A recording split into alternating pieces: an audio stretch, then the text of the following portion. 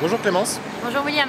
Est-ce que tu peux te présenter en quelques mots s'il te plaît? Oui, je m'appelle Clémence Balajas, je suis de la promo 2004 et je suis installée à New York depuis 1 an et demi. Je travaille pour Microsoft en publicité. Quelles sont les opportunités pour des Français à New York?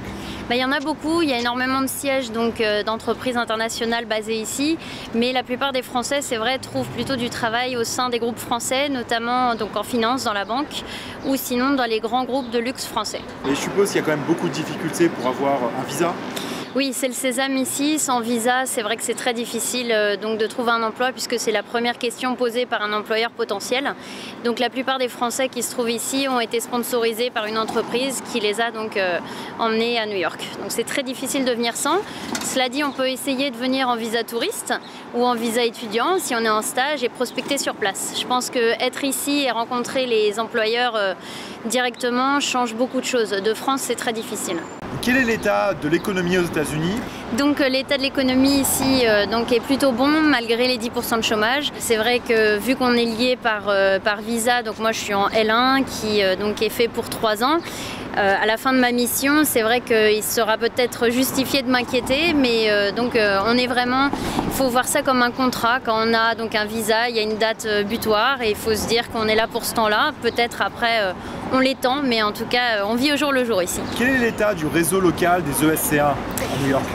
Alors donc en arrivant ici, évidemment, je t'ai contacté pour savoir quels étaient les ESCA qui étaient sur place. Donc on est une quarantaine. Il y en a beaucoup aussi qui sont dans les villes environnantes, donc Philadelphie, Washington, Boston. Et on est donc en contact puisqu'on se rencontre une fois par mois pour des drinks.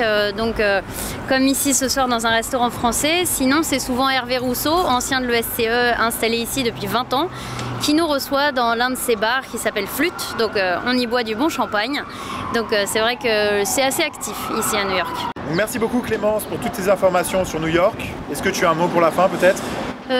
Bonne chance à tous. Je pense que si vous avez vraiment envie de venir à New York, ça vaut vraiment le coup. D'un point de vue carrière, c'est vrai que venir ici est un bon boost. On reconnaît vraiment les talents.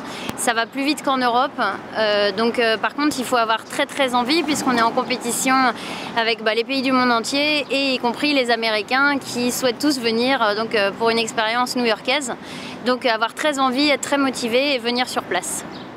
Et si bien sûr vous souhaitez des informations supplémentaires, de l'aide, des conseils, je suis à votre disposition.